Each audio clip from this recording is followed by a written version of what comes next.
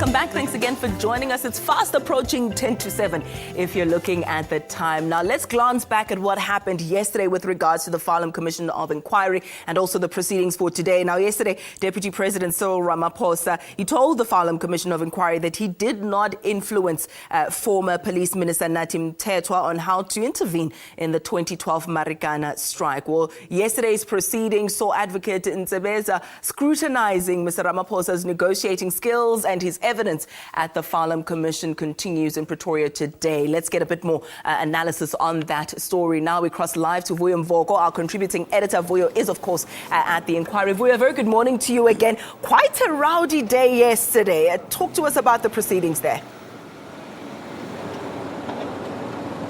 Well, yes, indeed. For a good few minutes, the proceedings here came to a halt after a group of people sort of started protesting, asking for the deputy president to resign as deputy president, but also labeling him a liar and saying he had blood on his hands. Well, that bit of drama, of course, didn't last very long.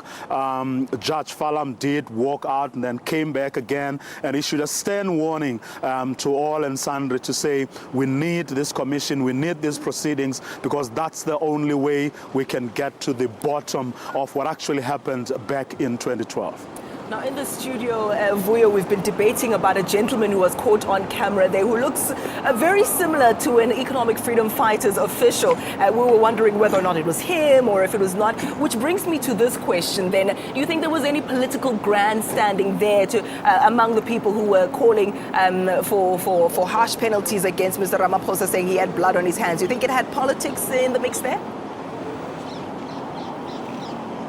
Grandstanding, maybe, maybe not.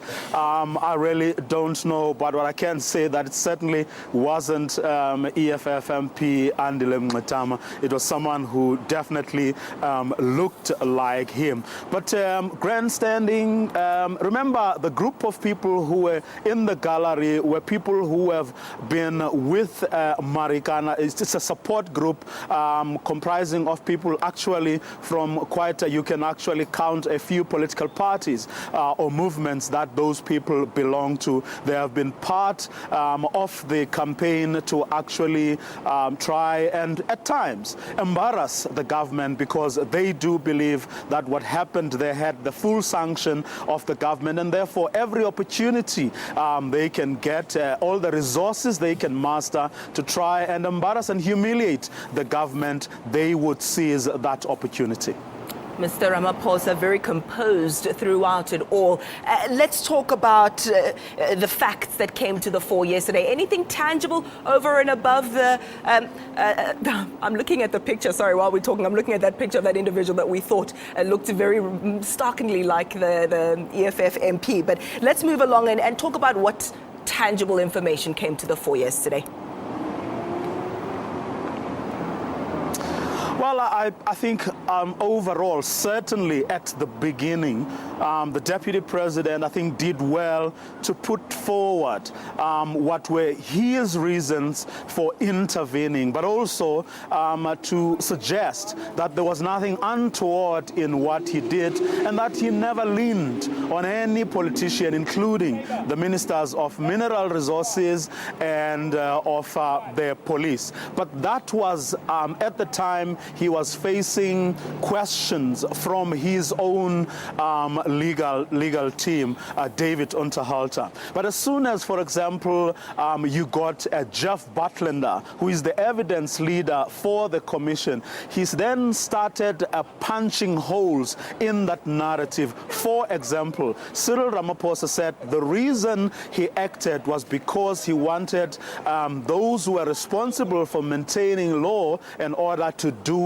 their job. And what Jeff Butlander then did was to say, well, the people you were relying on to do the right thing are in fact themselves very questionable. And then he brought forward a conversation between Lonmin and the Commissioner of Police, which then began to suggest that police were not at all impartial. Then fast forward to another interrogation, this time by the Legal Resources Center's Tembeka Ncukaitobi, who then began to say, Mr. Ramaphosa, you were a director at Lonmin, and for what you're telling us, you did all the good things. You did your work, your fiduciary and other duties. But guess what? You were told by Lonmin management that an issue, for instance, of housing delivery for mine workers was in fact done. But upon closer scrutiny, you actually didn't ask the sort of questions that someone in your position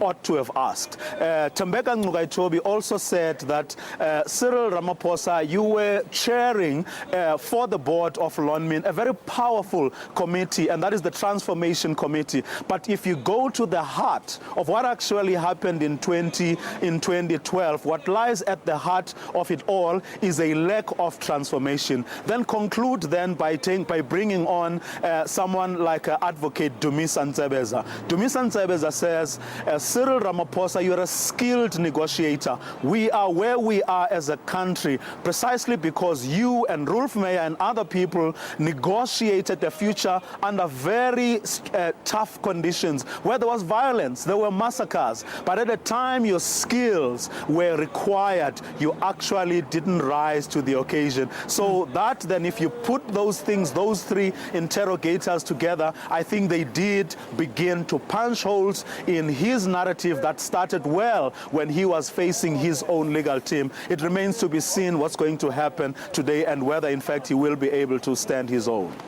Well, let's leave it there. Thank you so much for joining us. Vuyo Mvoko, SABC contributing editor, just unpacking some of the nitty-gritty, some of the substance and the meat that came from the Farlam Commission of Inquiry. Of course, Deputy President Cyril Ramaphosa's testimony continues today, and Vuyo will continue to bring us details. And now that we've gotten past the serious matters that are coming from that inquiry, the double ganger, the curious case of the twin,